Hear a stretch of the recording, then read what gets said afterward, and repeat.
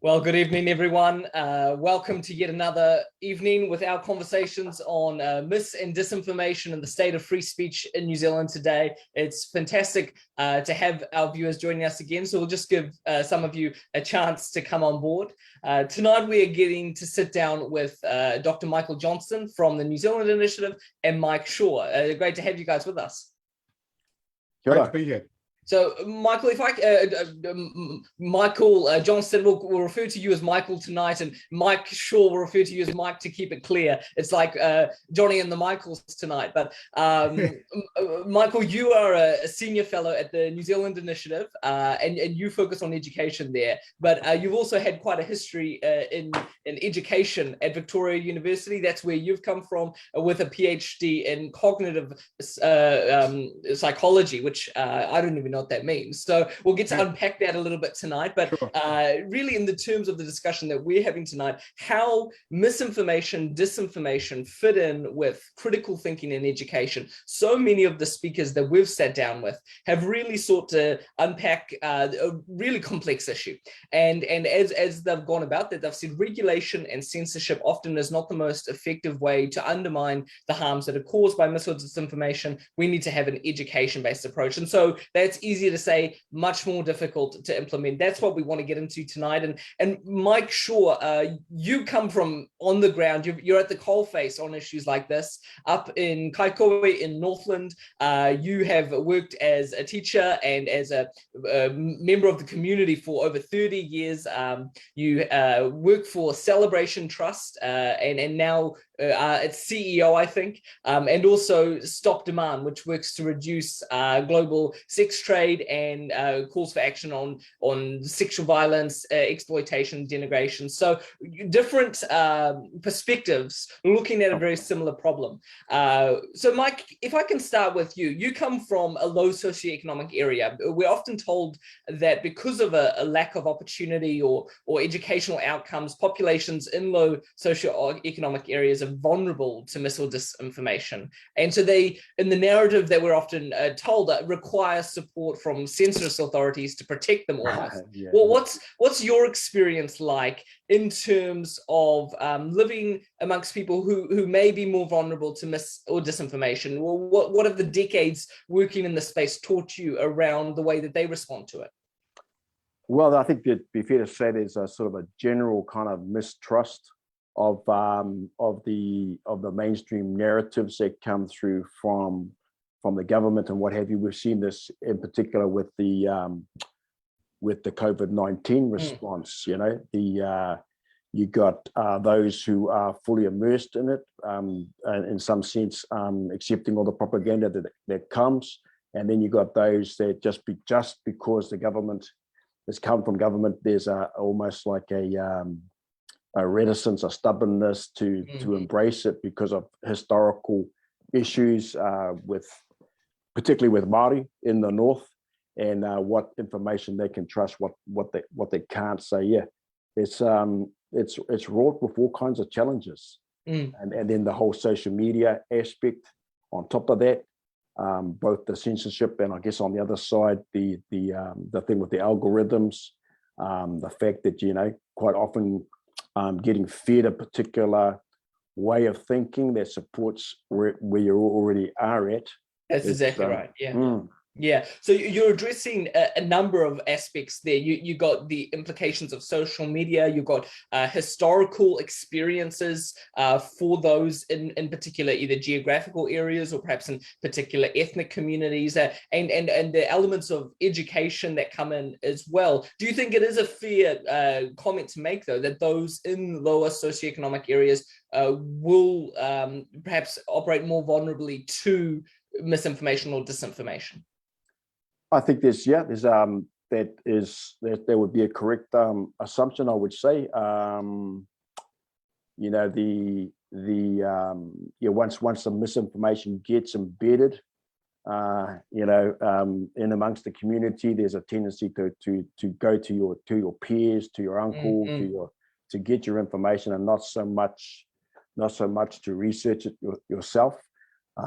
There's probably a very low engagement in education in general, in our communities, truancy rates, that kind of stuff. So yeah, it's sort of I could see two sides to that. The education system in some respects has been a tool of the government. We would call it the hidden agenda to get people thinking a certain way. I see Michael nodding his head there. So yeah, the whole I know people are probably sick of talking about COVID-19 and that kind of stuff, but this has really highlighted it. The mandate process, the way our teachers have responded, the messages that our teachers are giving to our student bodies and to the wider community.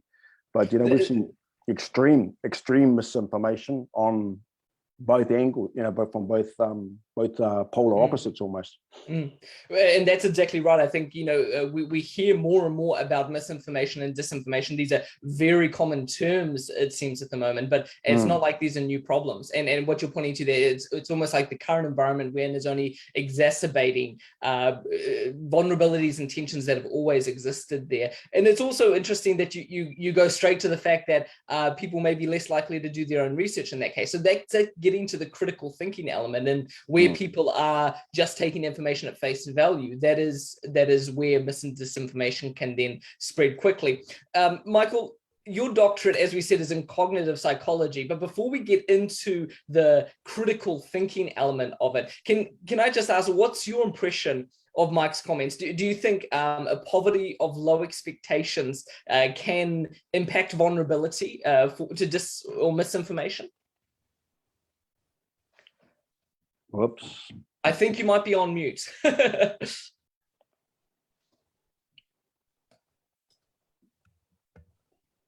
How's that?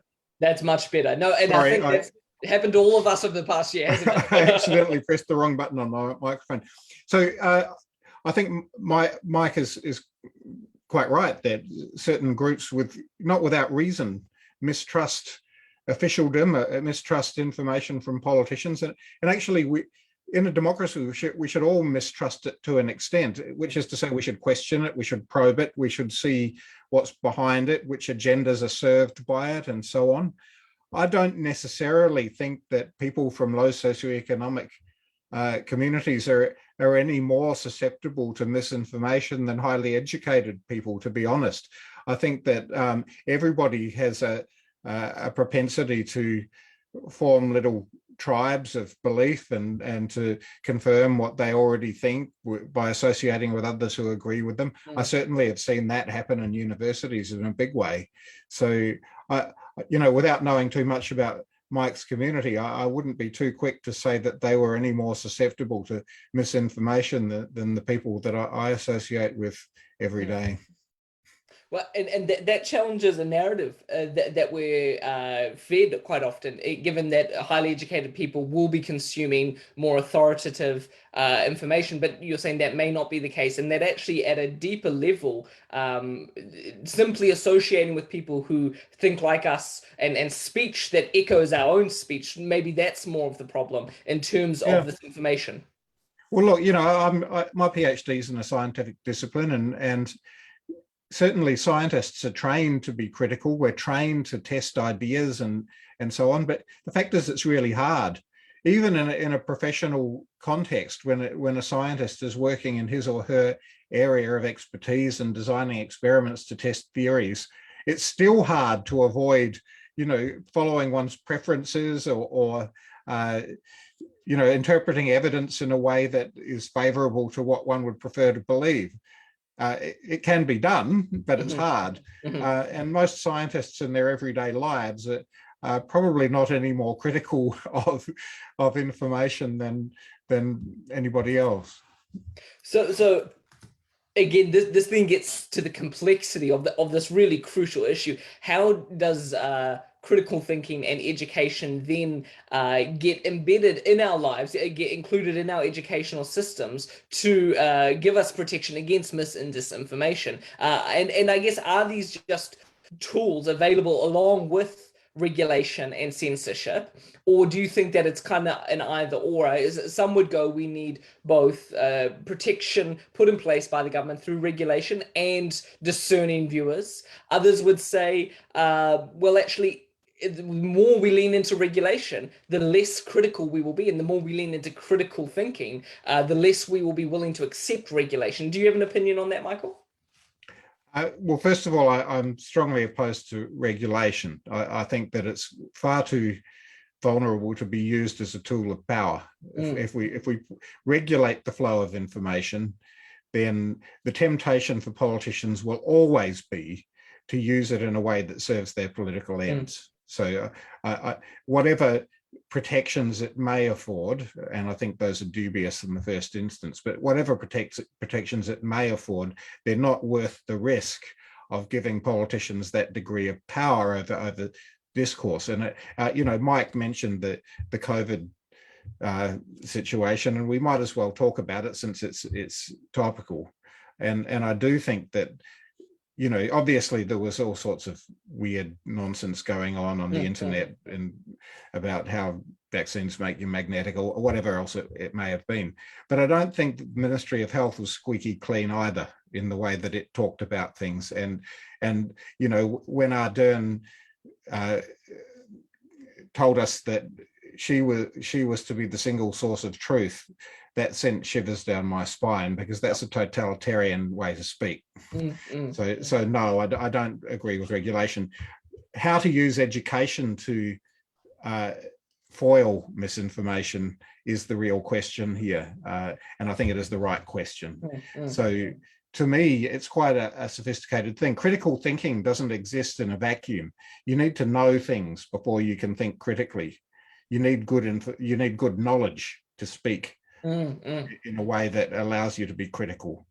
But to me, the single best thing that we can do at an educational level, whether it's with primary kids, secondary kids, tertiary students, is to teach them the value of constructive disagreement, to engage in good faith with people with whom they disagree and assume that they can learn something from those people.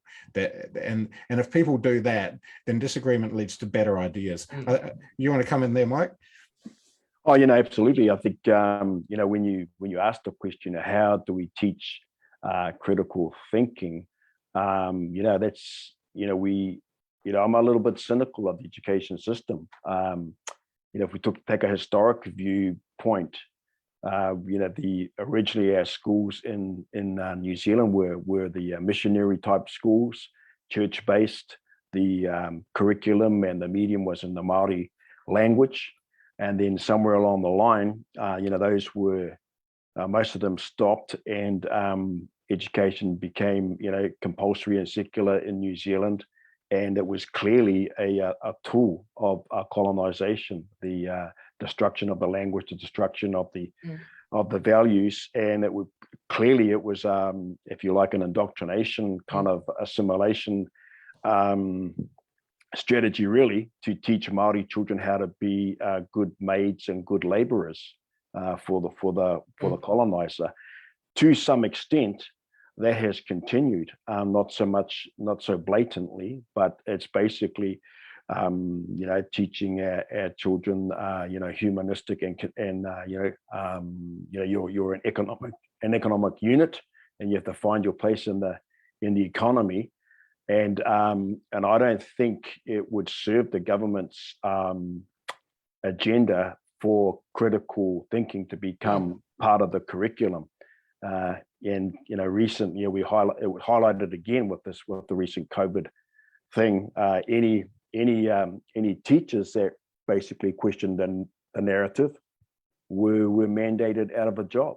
So you're left basically with staff members who are primarily fully on board with the government narrative, right or wrong.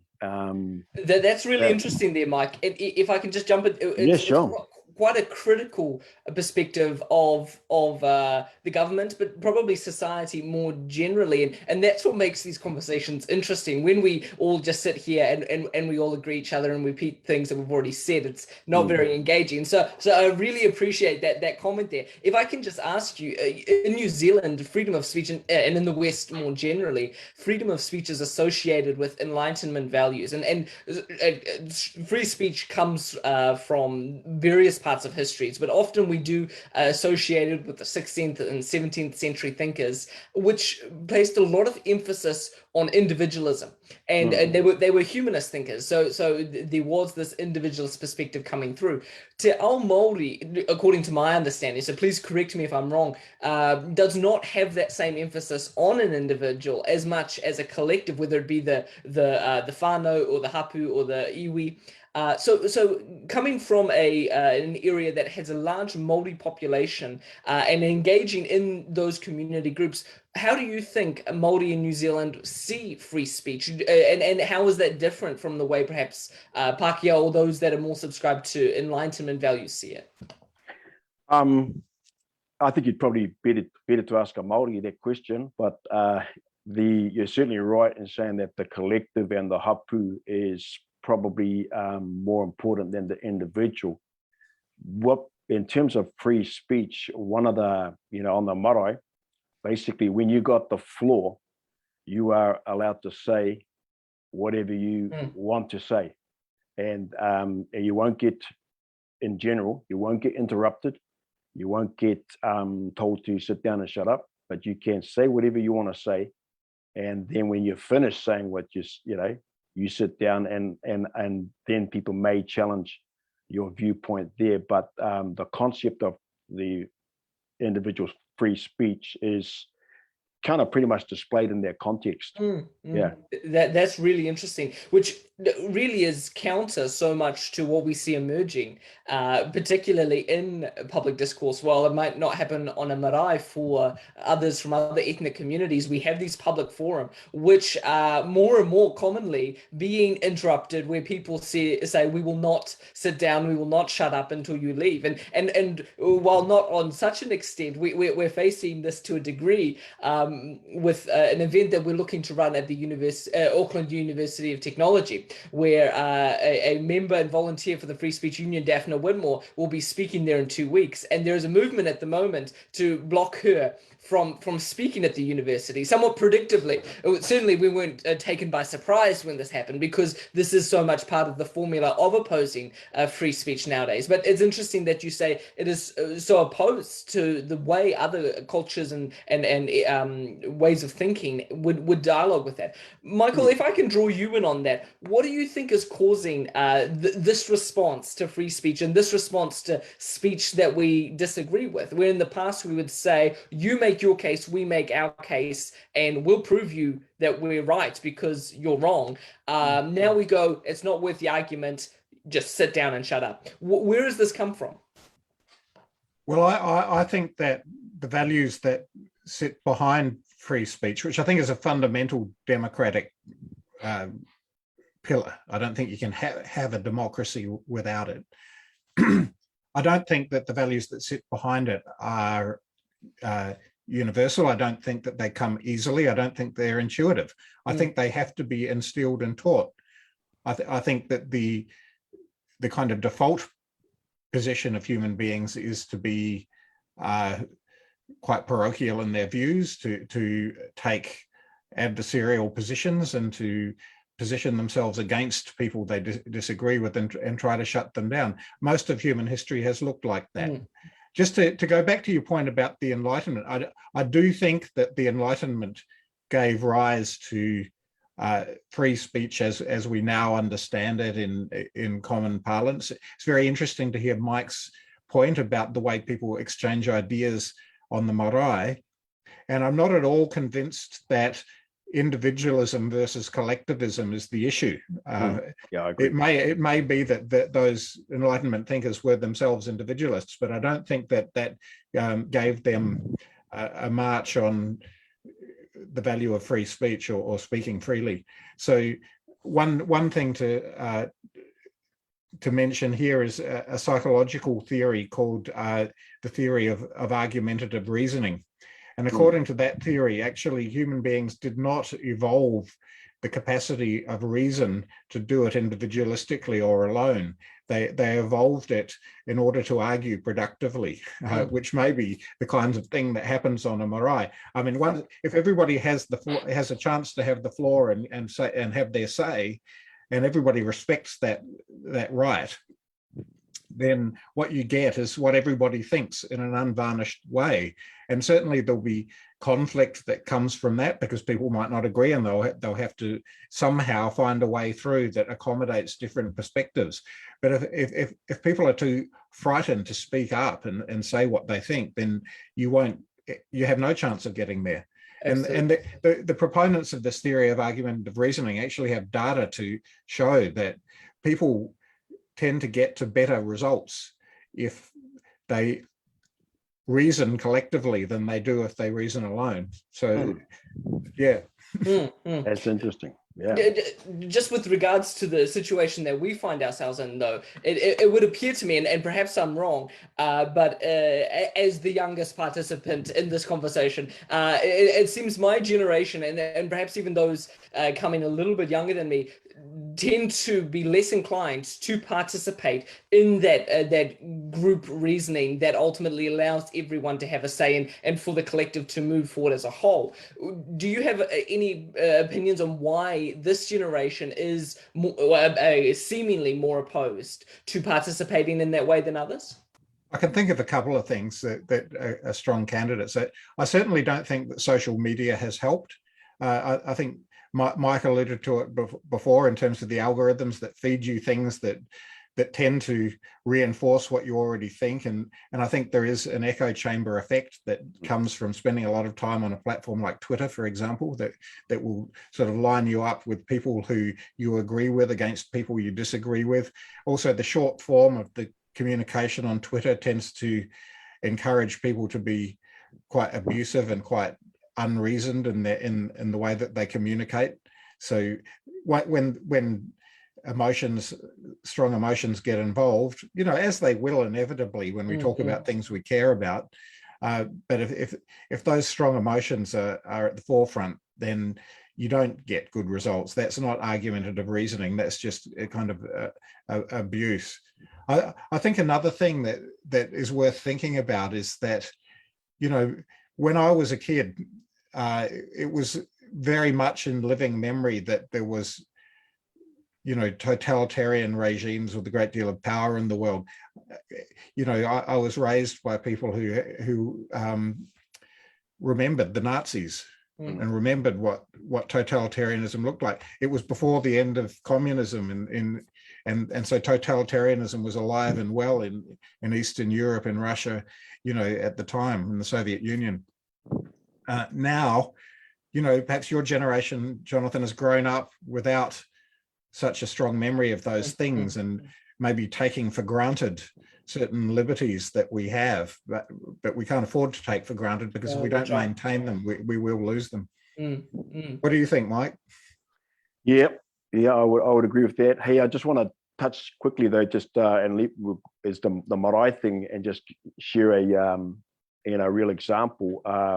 Back in October 28th, when they have the commemoration of the He Whakaputanga up at Waitangi, a youthful group of activists called the Sovereign Hikoi of Truth decided that they were going to go up to Waitangi, and they had all kinds of agendas, probably stuff that you and I would disagree with, around almost like conspiracy type stuff. But the marae said they're welcome to come. We're not going to bar them. We're not going to shut them out. They're welcome to come and discuss these ideas.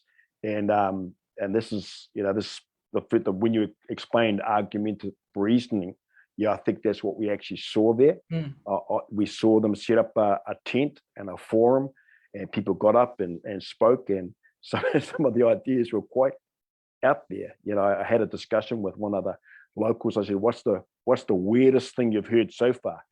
So there's some pretty, but they were able to talk about it in that safe environment.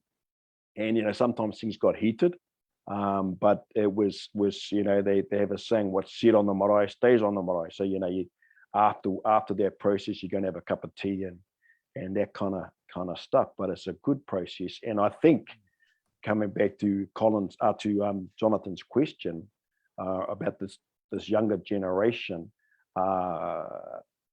perhaps there's not the emotional resilience to have your ideas challenged. It's taken too personally.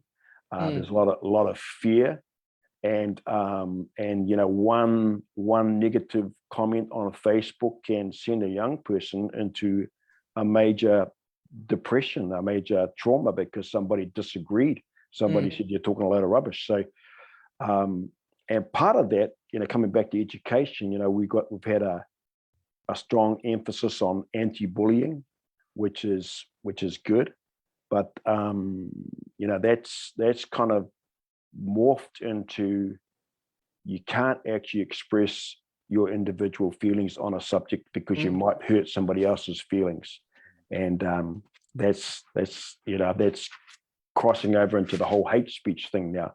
You know, you can't disagree with the narrative, you can't bring an alternative view, because you're being intolerant, you're not being kind, you're We've got to stop seeing hurting people's feelings as bullying, or, you know, obviously we don't set out to hurt people's feelings, but if we're having a robust conversation and feelings get hurt, well, you know, that's one thing that we have to just try and get over and move on. And I think you're right, Mike, about the resilience of young people. You're probably familiar with Jonathan Haidt's work, the Coddling of the American Mind, that he wrote with Greg Lukianoff. You know, and they're observing this big spike in depression and anxiety in young people, and that they say, you know, maybe comes from young people not having enough encounters with ideas that they find difficult at actually building the resilience, or what they call anti-fragility. I think that's Nicholas Taleb's term, actually, and it's a nice term, because, you know, human beings are anti-fragile in the sense that when they're put under some stress, not too much, of course, because too much is too much, but, you know, enough stress, they actually get stronger. And so to have our ideas tested, to have our emotions tested, to have our physicality tested, these things make us stronger. Yeah, that's right. Well, and that kind of plays into this whole pathologizing of ideas that we don't like. And what an incredible story you have there, Mike, of tolerance. That is really tolerance of the most basic kind, and it exemplifies the value of free speech. Going, these are crazy. What sort of ideas are these? You know, and the response to absurd ideas is to not go, well, our communities might believe them.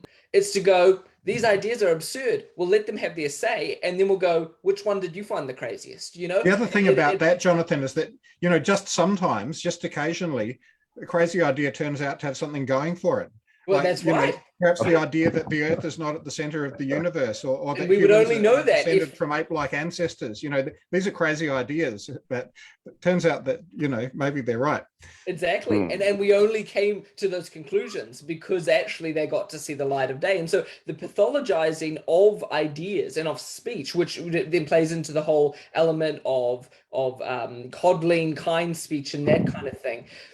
That is definitely valid, but we also have to accept that within our educational systems, children are not as resilient as adults, and we shouldn't expect them to have to deal with the same sort of resistance to their identities or to their ideas as adults should. We grow them in that. And so, you know, here at the Free Speech, by no means are we free speech absolutists. We accept that there are contexts in which speech should be limited, and, you know, incitement to violence. It doesn't fall under free speech. Libel and slander and defamation, these are not protected under free speech. Do you think we need to extend these relatively limited exceptions for free speech that we see in everyday life? Do we extend them a little bit more in the classroom, in our university lectures, to recognize the fact that these younger students are still growing in their resilience? Or does that then not give them the opportunity to flourish? Where's the balance there? Mike, why don't you start us off there? Yeah, so you're talking about deliberately teaching this in terms of a curriculum. Yeah, but accepting that the capacity for children to bear these ideas will not be the same as adults. And so how do we grow them in this, to grow their resilience in that way?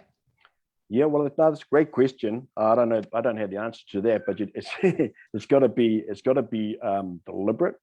So you know, like at the moment, you know, our curriculum, as far as I can see, is quite prescribed. These are the, you know, this is the curriculum, the New Zealand curriculum that you must teach.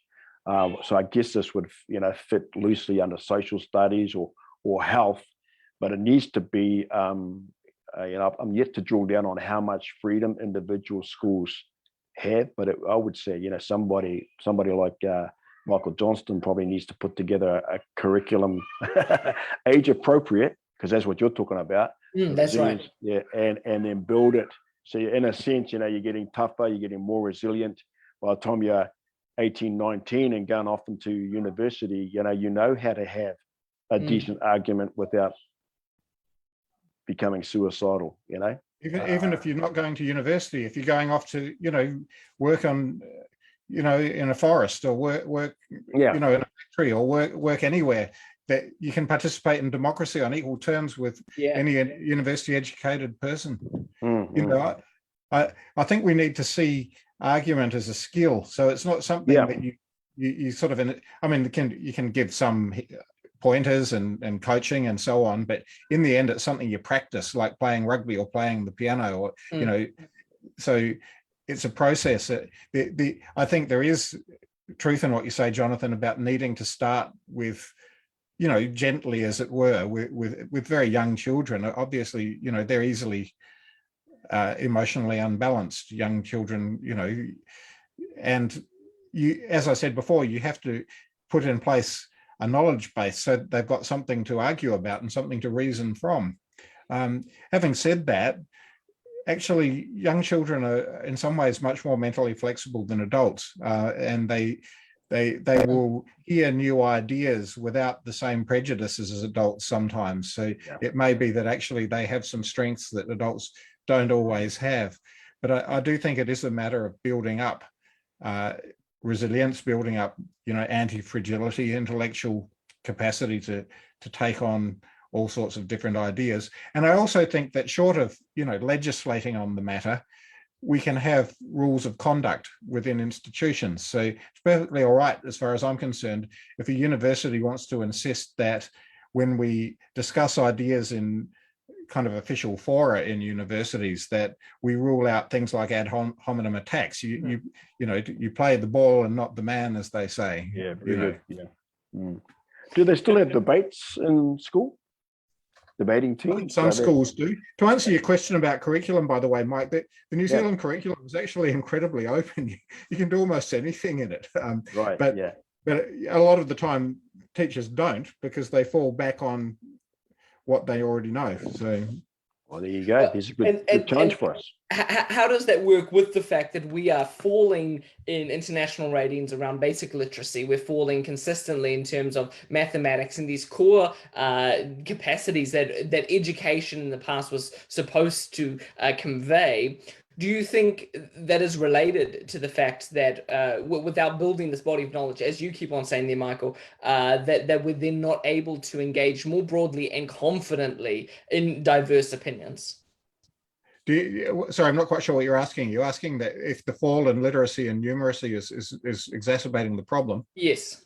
Well, undoubtedly it is, because to read, to access the full curriculum, you need to be able to read. To be able to express your ideas, you need to be able to speak. And writing helps too, right? Because when you know how to write, you're able to externalize ideas in a way and keep track of them that is hard to do when you're speaking. Now, actually, traditionally oral cultures like Māori culture have got oral communication down to a fine art. And in fact, members of oral cultures have far better memories than members of literate cultures, because we get lazy when we can write. But having said that, the ability to write is a powerful tool for formulating and kind of working through what you think.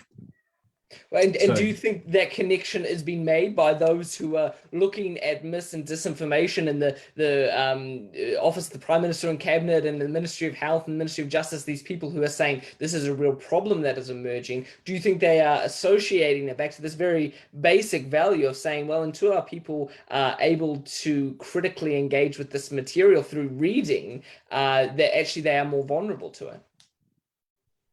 I don't know. I'm not them. I'm a little bit cynical about their motives a lot of the time too. So I'm not always convinced that they want people to think as critically as all that, because if they did, then politicians would have to up their game. That echoes comments that you've made, Mike. Yeah, no, certainly. I mean, a little Yeah, yeah. Just on probably related to that, we saw down in Wellington the lack of willingness of our politicians to actually engage with the people on the ground there, who were just basically asking for them to come out and talk in terms of the issue of free speech. Here there are concerns around the mandates. So we saw the force of the state come in as the solution. So no talking about it. Let's crush it. In some ways, it reminded me of the Tiananmen Square thing, where the student voice was crushed there. Obviously not as brutal and not as violent, but the same kind of same dynamic, same attitude. Yeah, dissent will be crushed. But my concern now is because there was a lot of Northlanders down there who now have come back to Northland in some ways radicalized because their voice has not been heard. And so they're thinking to themselves, waste of time at trying to have a peaceful protest, waste of time asking our politicians to listen to us. And, my concern is that's going to pop up in other forms, that anger, that frustration. So I think, the literacy thing, I think in broad terms, with the literacy, it's actually a justice issue. If you're not literate, and you just have to look at our prisons, most of the guys in the prisons can't read. Right. So if you go through our education system without being able to read adequately, there's a whole raft of problems that it's gonna pop up. That's dead right, and I agree with you as well about the protest. So I've had that concern too, that people who are turned away unheard, or in fact, in some cases beaten up before that being turned away unheard. It's not as if they stop thinking what they think. They don't go away and think, oh, well, they've set me straight. In fact, quite the opposite. It's like, I'm going to get back at those bastards one day.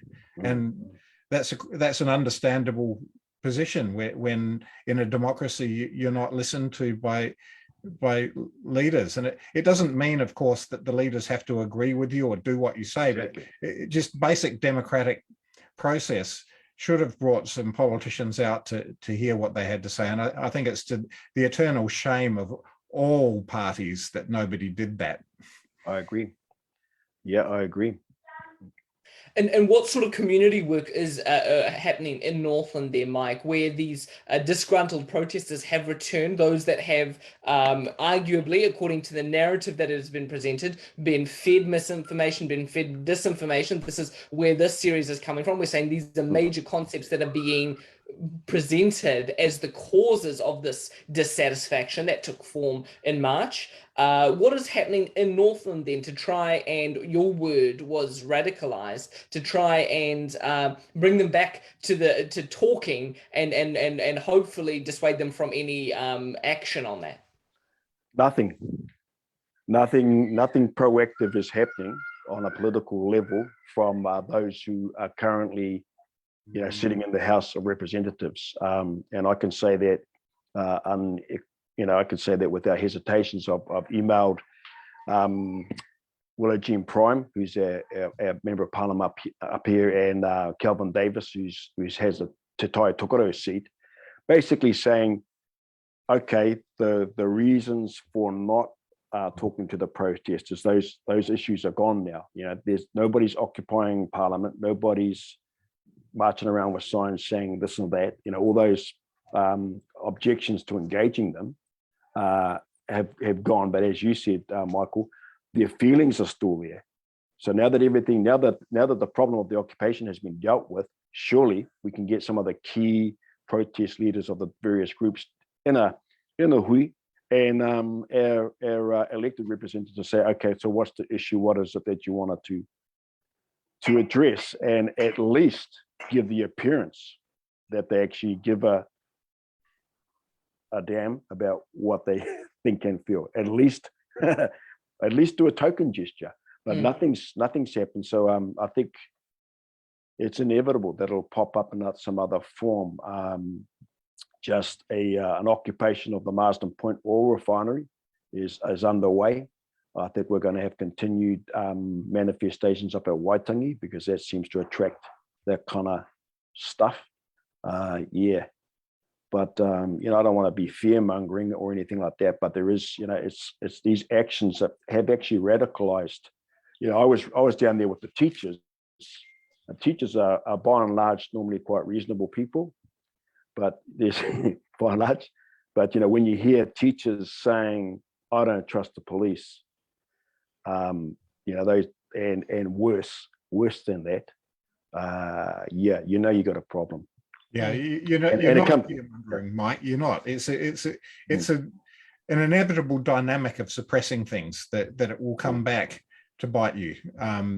You know, it happens on an individual level psychologically. If you suppress your problems, if you don't sort them out, if you don't face up to your issues, then they will come back to bite you. It works on a social level. If you suppress free speech, if you trample on people's rights, if you treat them like crap, then they will come back armed with weapons instead of words. So let's have the words rather than the weapons. Exactly. And I don't think that's extreme what you're saying. You know, I've had some of those conversations with some of those fringe people, and you know, to the extent where it's now amongst the fringe element talking about, well, who's going to take the first shot. You know, whether it'll be the government or them, but that's the kind of. Well, and ultimately, of course, this is the opposite of free speech, isn't it? Exactly. And I wonder how we've ended up in this space where free speech is seen to be those who want to provoke violence, whereas free speech is about using words instead of violence. You know, Jacob Mchangama quotes Sigmund Freud, who said the first man who picked up a stone and hurled an insult instead of the stone was the man who developed a free speech and a peaceful nation. And there's something to be said for that, where words can, you know, we've talked about the fact that they can cause harm, but actually ultimately they are the least harmful and most peaceful way forward. Do you think, Mike, in Northland, that there is still a way to kind of promote this with you know, Northland, ironically perhaps, is a very well represented area. You've got Calvin Davis for Te Tai Tokoro, you've got Willigin Prime, you've got Shane Reti in Whangarei, and then of course the Whangarei representative as well. So do you think that these members could move forward and actually we call them to critical thinking, we call them to engage reasonably in discussions with these people that they disagree with? Is there a path forward for that?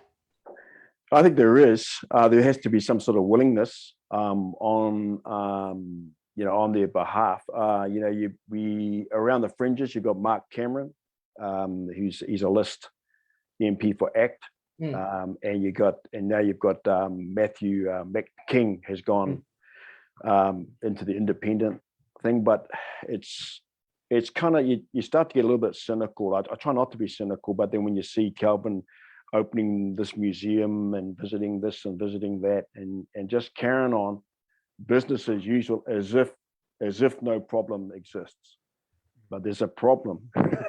There's a problem that there's a widening disconnect from the people and the politicians. And the other, coming back to the misinformation and what have you, you know, we had the SNA protests and with the significant natural areas a few months back.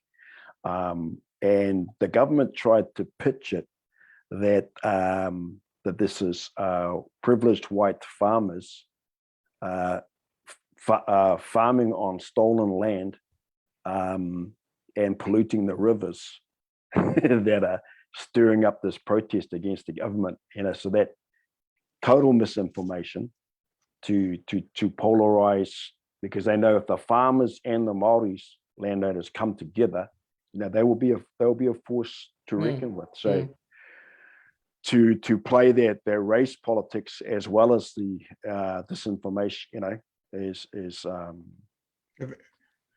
terrible. A very good illustration of why we should not entrust the control of information to the government, or to give them the say over what is information and what is misinformation. That's got to be sorted out through argument. It's the only way. You know, scientists know that. You know, since Karl Popper, you know, the great philosopher of science, we've known that you can't prove anything to be true. You can't say unequivocally, this is true and this is false. You can gather evidence and you can have a pretty good idea of what's true and what's false, but in the end, all ideas have to be contested. And that's the only way to sort things out. And it's never perfect. And, you know, as you say, Jonathan, words can cause harm, but they just cause less harm than violence. That's right. And, you know, we can move beyond obviously throwing stones and indeed throwing insults to throwing ideas. And that's when things get interesting. Yeah. You know, it's interesting that you illustrate that point there, Michael, with scientists know the fact that free speech essentially is the pathway forward. Whereas, unfortunately, it seems that for many scientists, that is not the case. So research that the Free Speech Union has just recently released paints a stark picture for academic freedom in the university, where many feel very constrained in the freedoms that they have to raise controversial and unconventional perspectives.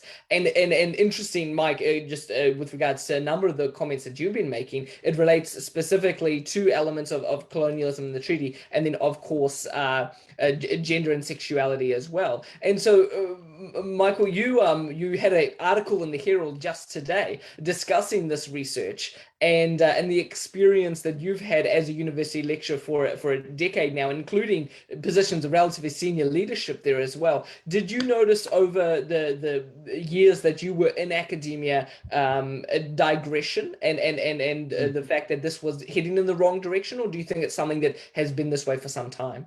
Well, as I said in that article, I've actually been around universities for 50 years because my dad was a mathematician, and so as a wee kid, I was hanging around, you know, playing in the lifts while he was in his office or whatever, and I'd bump into his colleagues, and they were nice people, and they'd have a chat with me. And one of the things that I remember about those people was that they just talked about things openly and discussed all sorts of weird ideas with me as a kid, and I loved it. It was incredibly enlightening, and to me, the problem is in the value base of the academy, that it's changed in all sorts of ways. You know, it would have been weird back then to think of ideas being off the table. Like, you know, people might have robust and heated disagreements, but they do it because they just wanted to express themselves, and they wanted to figure out what somebody else thought and why. You know, I'm not saying that things were perfect then. No doubt people sometimes did feel shut down for various reasons, but it's got much, much worse. There's no doubt about it. And what I find most kind of sad and a bit depressing about it all is that because it's in the value base, it's hard to see how to fix it. You know, we could adopt Seymour's legislation, and I think we should, that said that universities will be financially penalized if they ban people or if they throw people off campus and don't allow them to speak. I agree with that should happen, but it's not remotely enough. In the end, again, we come back to education. Unless we educate kids to disagree in good faith, we're in real trouble. Our democracy is in real trouble. The academy is dead. But I guess the very basic question there is, how on earth can our students be educated in critical thinking to avoid mis and disinformation when their teachers or their lecturers dispute the value of critical thinking? We've got to demand it. We've got to raise a generation to demand it. You know, it's not like the Vietnam protest generation sat around waiting to be told it was all right to disagree by their professors or whatever. They got out and protested for it. You know, we've got to raise a generation that will demand liberty, that will demand freedom of thought and speech. And, you know, we're a long way from that now, but we've got to look for a way back. It's not easy to see what it is. It strikes me, and Mike, I'd be interested in your thoughts on this, that the working class, and I don't mean that pejoratively by any means, tend to have a more natural resilience to robust engagement than those that pursue tertiary education. And so, Mike, I'd be interested to hear your perspective as you are extensively networking in the community in Northland there with, as you said before, Michael, you know, those that are chopping down trees and our plumbers and our builders in this country. Do you think that the robust discussions that they have, where the apprentice on the first day of the job has to accept that they're going to be righted by the guys a few years older and the jibing's just part of it, do you think that this actually flows through to a more robust way of thinking? You know, this social dynamic, do you think it actually changes a cultural way of thinking as well? Yeah, I think just trying to grab what you're trying to ask there. The social dynamic where we have people that you know, they'll get to speak their mind, they'll use insults as just part of the workplace, that actually may or may not have implications further down the line in the way that they assess information and the way that they are willing to have people disagree with them or disagree with others. Yeah, I think in a general sense, I'd say that our rural communities are less fragile than the urbanites, and those who are, you know, are more likely to end up in the academia and the universities because of that dynamic. You know, you got the wider hapu, the family, that kind of stuff where you're gonna get your ribbing and your challenges, and you're gonna hear uncle get up and say something, and you, oh my gosh, uncle, you know, why did you have to say that? But you're gonna love him anyway because he's still your uncle. So there's all that kind of dynamic, the family dynamic and the work dynamic. You know, there's more jobs where you're actually working together in groups. To some, that can go the other way too. You know, the group think, you know, that the gang, you know, this is us together, and you don't really want to sort of step out of line with the boys. You know, you want to be one of the boys and keep the narrative. There's that whatever the dominant narrative is of your particular work group. So I think, you know, like my girls, they were interesting. You know, coming because they had to shift from Kaikoui to Auckland for university, and yeah, they found the metrosexual kind of male in Auckland quite different from to quote them, if I could. They said, "Oh, Dad, they're all gay." I said, "No, honey, just because they're not wearing a black singlet and they know how to use deodorant and hair products and skin products doesn't mean they're gay." So yeah, they saw the different culture of the city. You know, people in what can I say, more sensitive, more likely to be couch their language to be unoffensive and that kind of stuff. So yeah, whether that's a working class thing or whether that's the rural versus the city, I don't know. But there seems to be a more pressure in the city to be tolerant. Yeah. and yet, you know, it manifests as less tolerance for dissenting ideas. Exactly. Yeah. So this idea of tolerance is now reached the extent that it's become kind of totalitarian, and you know, you get yourself into trouble for saying that those metrosexuals are all gay or something like that, even though I mean, we know they're not, but as a kind of a joke, even it can be taken the wrong way and treated as an intolerable insult or something. Like a good case in point is I think it's the Warriors are in trouble at the moment because in their last game, one of the opposition was on the ground injured, and unfortunately the referee's mic picked up a comment from one of the players. He said, "Oh, get up, get off the ground, you faggot," or something, you know, totally inappropriate. But you know, he's you know, where 5 years ago that would have been laughed off, he's going to be it's going to be 1,000. I forget how much the fine will be, and you know, it could be, it'll have a huge. It was considered to be a homophobic slur.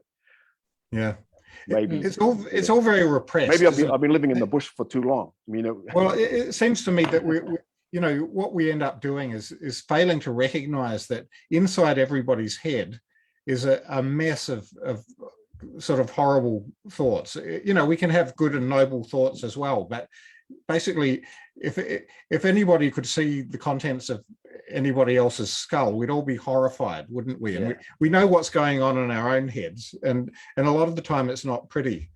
And the more that we're robust enough to get that out and to be able to thrash it out with one another, the more we can sort it out and actually integrate the kind of nasty bits with the more healthy bits, and that way we actually become more whole individuals, and the kind of unpleasant stuff doesn't take hold and become, you know, it's like we were saying before about the, you know, repressing things makes it come back with a vengeance. Well, if we're able to express the horrible ideas we have and be able to converse about them and have other people criticize them, and maybe, you know, we can get somewhere better. But if we can't, we have to just keep pushing them down, they're not going away. Well, gentlemen, this has been a fascinating discussion, and we've unpacked some really tricky elements of it. I had another whole kind of trail I wanted to pursue with you, and I'd be interested to hear your thoughts, but we've run out tonight on media plurality and the idea of combining RNZ and TVNZ, the implications this will have for the diversity of opinions we'll be presented with, and the critical thinking we'll need to engage with that. But perhaps we'll have to save that for another time. Michael Johnston, Dr. Michael Johnston from the New Zealand Initiative, thank you for your time. It's been really interesting to hear you unpack from that cognitive psychology perspective. And Mike Shaw, your anecdotes have been very interesting tonight, illustrating real life, I think, for so many of us, where we feel we're not allowed to say these things. We're not allowed, and you're saying there, Michael, to perhaps even think these things anymore. The reality is this is life for each one of us, and until we're willing to accept that and express that and deal with that, there's no way to move forward. But thank you for joining us tonight. Thank you for our viewers as well for participating in this conversation. We will have one last session on this series next week, where we sit down with David Shanks, the chief censor, and we'll also be joined by Chris Trotter, the prominent journalist. So please join us for that conversation next Wednesday. But for now, Mike and Michael, thank you so much for your time. You're welcome. Thanks, Jonathan. Nice to meet you, Mike. Cheers. Yeah, likewise, Michael. Yeah. Good night.